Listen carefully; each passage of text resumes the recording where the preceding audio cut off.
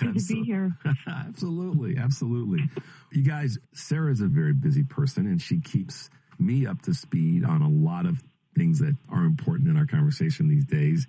And I'll say this right out of the gate. Make sure you are following her, so most definitely on Substack, Politicus USA, and The Daily. She has so much great material that she writes and comments on, along with her partner, Jason Easley. So make sure you are checking them out.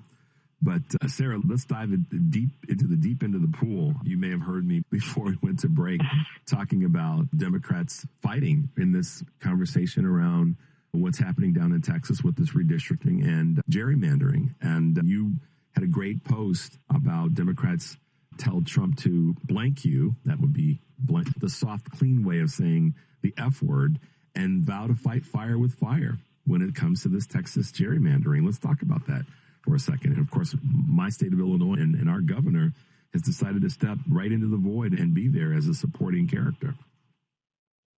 Yeah, I saw that, and he really is living up to everything you've said about him. He's making such a powerful move of protection for democracy and just not backing down. And that's what we need to see right now. And in terms of the gerrymandering fight, I only came in at the end about the disagreements about it. So I'm not sure where everybody stands. But at this point, I'm not sure how anyone can be against Democrats doing what they have to do to keep our democracy, because it's very clear that if we don't get power back of the U.S. House in this midterm election, things are going to get much worse than they are right now, and that is not a positive direction.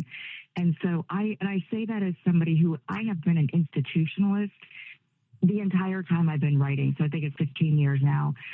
This is the opposite of where I was until the second Trump term, when it was clear that America is broken and that the institutions aren't going to save us.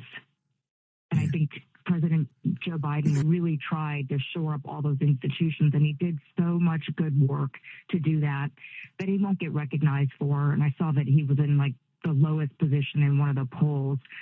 It's just really sad how Americans have been so misled about what's going on in their government. But at any rate, so I don't know what the exact argument is, and I see a lot of Republicans saying, oh, Democrats do it just like us. And that's not true either. And CNN came out and said that's not true. Like it's just, and Brookings fact checked that. It's just not true. Republicans really started this in 2010. That was the backlash to President Barack Obama and to Obamacare. Yeah. Which has now saved so many people's lives. And again, like that's another example, because progressives were part of that backlash. They abandoned him over that. And that's part of how I wish that the Democratic Party, that liberals and progressives could look at 2010 and say to yourselves, do we want to redo that? Not because we have to learn how to come together when it's important. It's good. It's good to have vigorous debate. That's part of being a big tent party. That's part of being a coalition of people who are challenging ideas instead of worshiping a person. And it's not a cult. And that's really important. But I think there's a big failure on the part of the base, basically, to recognize when it's time to come together and put aside individual desires, individual issues that are keeping people divided. So that's just, we saw in 2010, although I will say the opposite is looking like it's happening for Republicans. A lot of experts are saying right now that it looks like Republicans are set to lose like 63 seats as Democrats did in 2010. Sarah, a couple of things you said, and I didn't mean to interrupt you, dear, but here's a couple of things that need to be further highlighted. And I'll do them in the best order that I can. I've said this so many times for such a long time. There were a lot of people running around after the 2008 election saying, I voted for the black guy, I voted for Obama, I'm so happy with myself. Progressives, and you know this as well as anybody, and our good friend Karen Byrne from True Blue Politics Podcast talks about this a lot. A lot of white progressive liberals were all happy about the fact that they voted for the black dude in 2008. But in 2010, a lot of people didn't show up in the midterms. And that's really when these dominoes started to fall. If we really want to have a more recent, we can go back to Reagan all day long, but if we want to have a more recent what happened moment, it was the 2010 midterms, because so many people didn't show up in the midterms. And then there was this cascade of continuing losses, not just on a federal level, Sarah, but on a state level. But exactly. And that right there, what happened at the states set the stage for what is happening right now, because they took control of all of these state legislatures. They took control of so much at the state level that is now impacting people, and a lot of people don't understand that. Yep. That is what they planned all that out. And so here we are now trying to fix the pieces of that. And I would just want to add in here that actually it wasn't even just that they didn't show up. There was a faction, and it wasn't a majority of progressives, of white liberal progressives, but there was a faction, very loud faction, that actually behaved, and they were trolling Obama over the Affordable Care Act. And some of that was even racist, in my opinion. And I said so then. I think that's, and what is that? When you look at that, those people that were speaking the loudest then were not going to be impacted by the healthcare decisions that Democrats were making then to try to pass Obamacare. Most of those people were in a position of privilege, so they used their loud voices to try to kill something that was going to help vulnerable people. And I would just say, let's look at the Democratic Party and look at who has been the driving force of it, and that is Black women. And so when you look at, and women in general, but I just think the reliable force, because white women have not been reliable, the reliable force and the people who do a lot of work are Black women. Yeah. But then let's zoom out and say women in general, because when you look at who healthcare really impacts, you're looking at pregnant women, you're looking at single mothers, the people who need these programs the most. They got drowned out. And I wrote a lot about that back then, that it was all these men speaking up, driving these conversations, and wealthy white women.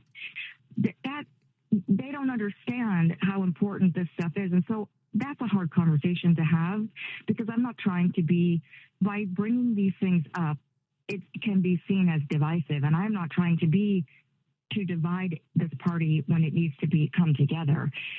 But I also think that in order to come together, we have to look at what we got right and what we got wrong. Yeah. And I think one of the things that we've historically gotten wrong is that we let white men, and I talk about this every time I'm on your show, I'm pretty sure, we let white men speak for everyone.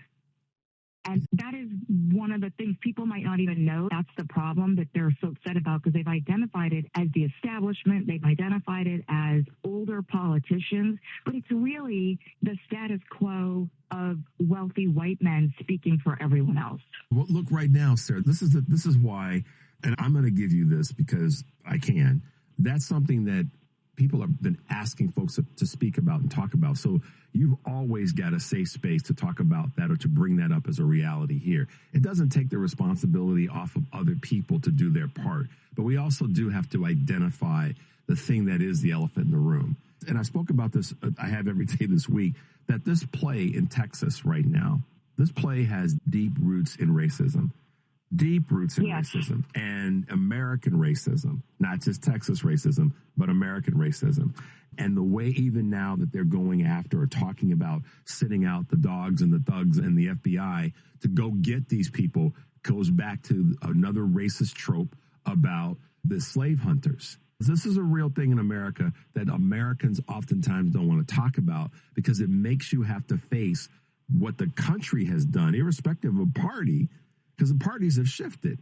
But that's a part of this conversation that I think that more and more people have got to be willing, if they truly, let me put the caveat out there, if they truly want to fix things, then they got to be willing to have that conversation. And that's why I applaud you for what you write about, because you take on some tough stuff and you really bring out the fact that we've got these issues. Let's be honest about them. Let's deal with them. If we truly, And the key word is truly want to see the country progress. I would say, to your point, that a lot of the wealthy white men and mindset in America doesn't want the country to progress unless they are the ones that are driving the car. And you can lay That's that exactly it. Yes. You can lay that over any topic, and it will come back to that.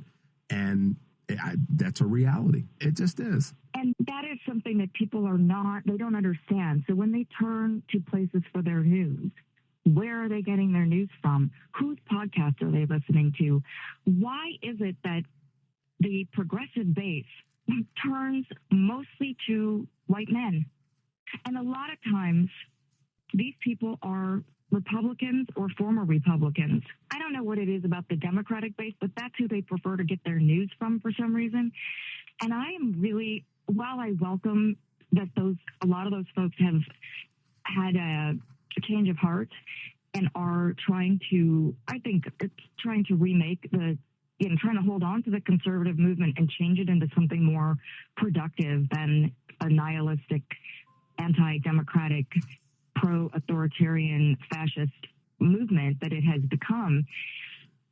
I don't trust people who were fine with what George W. Bush was doing. I think he laid the groundwork for a lot of this stuff. And so I think we have to look at where we're getting. Well, why are you trusting people like that? This is stuff I hope people would ask themselves. And about the thug comment, I just want to comment because that came up yesterday when Trump called the teenagers who they claim allegedly attacked, or the one teenager who seemed to have, this whole story has become such a fictionalized story by people on the right that I don't really know what happened yet, and I don't think any of us do. But Trump called one of those teenagers a thug. And that, of course, that word itself is a racist dog whistle. And I wrote about that yesterday. That's the negative imagery of black males. He does that on purpose. We don't even know, or I didn't when I wrote my story about that, know the race of people involved. Right. And it doesn't matter. Yes. So let me give you guys a quick highlight about what Sarah's talking about. And this is because it's important, not just in terms of the immediate situation, but also how this may play out as it relates to Washington, D.C. And guys, we're talking with Sarah Jones of The Daily and Politicus USA this morning here on WCPT and Choose Views. And what Sarah's talking about is, and you guys may have heard this, Trump uses the, quote, big balls attack tale as a dog whistle distraction. What is that all about? It gets into this idea that Trump has been been testing the waters for a few weeks now of wanting to be able to take over Washington, D.C. under federal control. And because of this attack, whether it was real or not, staged or not, that after a member of DOJ, a DOJ staffer, that's one of the other things he wants to add to his bucket of reasons to try to take over running from a federal standpoint, Washington, D.C. Sarah, the baton's in your court. Yes, exactly. And then so what he did is try to use the word thug and crime rates when actually violent crime has gone down in D.C. to tie that to the justification for taking over D.C., which Republicans have been doing that, tying crime to black people as a reason to justify their excessive use of force and to justify them taking power away from voters, basically. That's what it comes down to. Right. So even though this is using black people as the punching bag, it is really hurting everyone. It dilutes. Every time they do this, they're using black people to take power away from the voters who aren't elites, basically. And so I think a lot of the Republican white voters who are poor look at that and they fall for that because elites have been doing this forever, using racism to divide people, to keep power by making people fight among themselves while they take everything at the top. And I would hope that one day, one of the conversations that I'm trying to have with people right now is every time they say anything to me now, I just bring it back to the Epstein files is a good example of how what has this man who's hiding the Epstein files, what has he done? Where are your egg prices? Where are your grocery prices? All of those things, those promises that he made to you to get you to vote for him, he has not only betrayed you, but they have risen. You are now paying more, and you're going to lose your Medicaid. And he is hiding the Epstein files. Now, why do you think he's hiding the Epstein files? And why do you think he keeps talking about thugs right now, trying to point his finger over here so you will follow his finger and think about these people over here that he tells you are criminals? He is actually a convicted felon. So the convicted felon wants to be able to run D.C. to bring down crime when violent crime has already gone down in D.C. Baltimore, D.C., Chicago, Philadelphia, L.A., New York. Yes. All of these big cities that are run by a Democrat that got a bunch of black folks and brown-skinned folks and LGBTQ folks and strong, mindful women running things and doing things. The weak A Republican aristocracy of men, white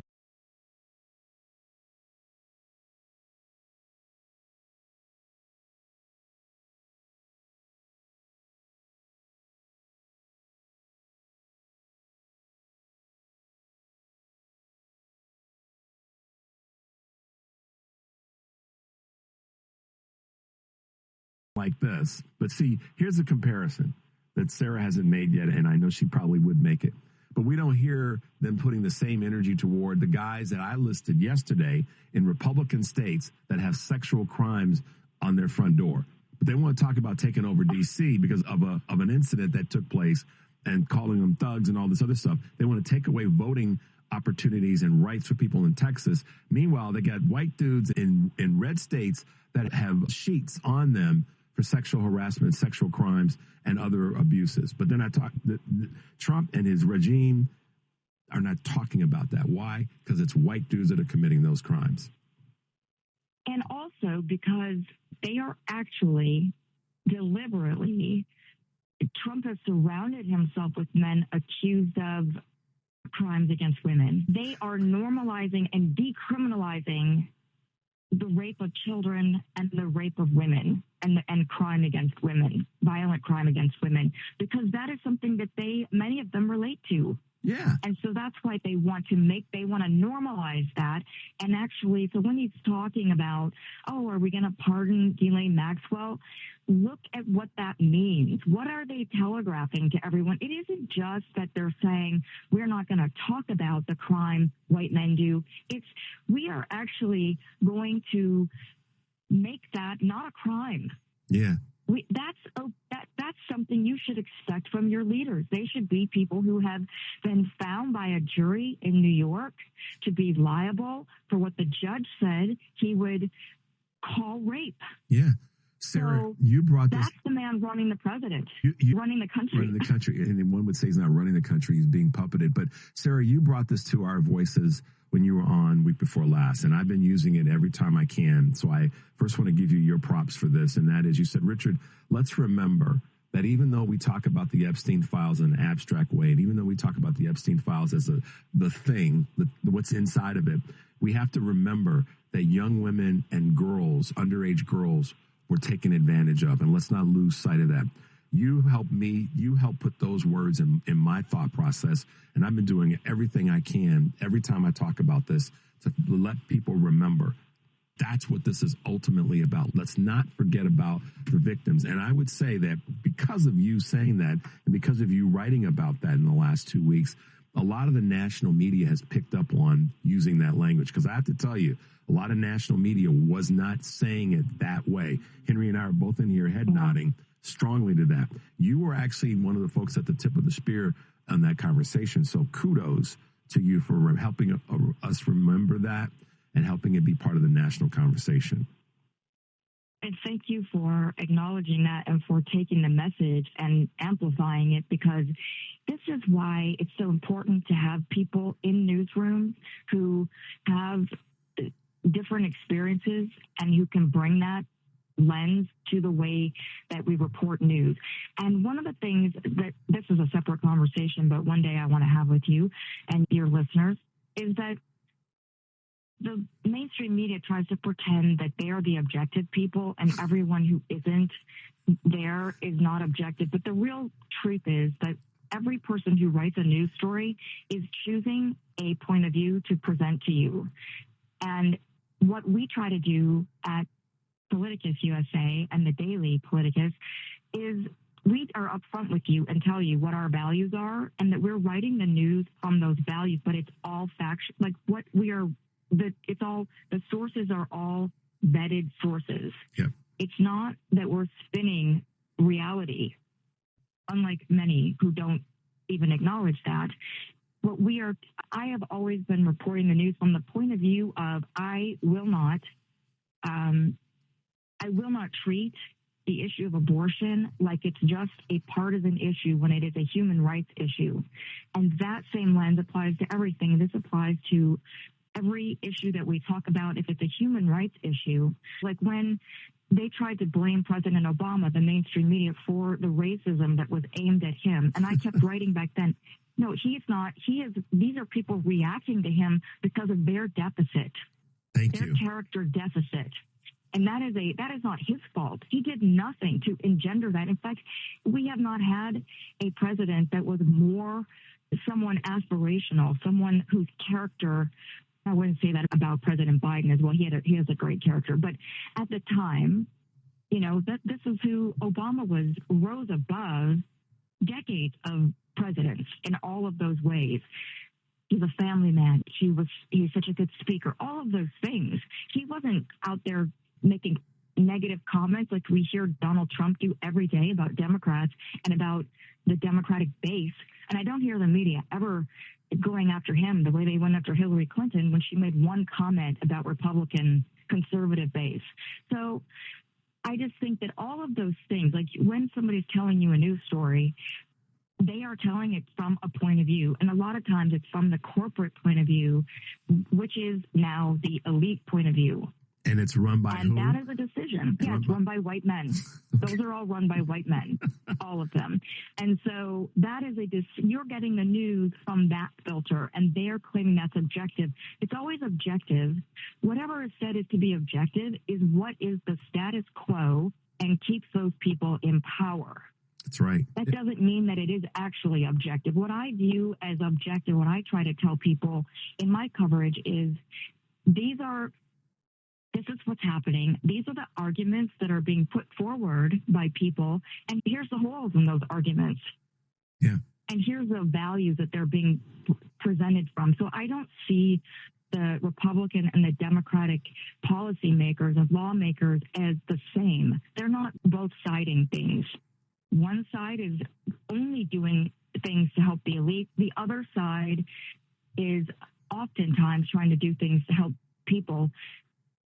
Not always, but often. And that matters. And helping and we're not going to be able to change anything if we can't say that. That's the part that first of all, I agree with you. And obviously, we're, as usual, coming to the top of the hour. But yes, the point that Sarah is making that I fully agree with is the right is taking stuff away from you versus the left, which ain't perfect, is trying to give things to you and make sure you have the things you need to survive. And that is a difference. There's no both siding to that. The right is not doing that. They're intentionally trying to take things away. This redistricting in Texas is a perfect example of that because it goes deeper than just the representatives and their votes. It gets into the resources and such that those folks in those districts would have. So once again, Sarah, nice stamp on where we should be and how we should be thinking about many of these topics and items. Sarah, thanks for being with us again. I love it when you're on the show, and thank you for your contribution, both here and all that you write on Substack and all your reporting. It means a lot, and I know that your conversation is well received by so many people. So thanks for being with us today.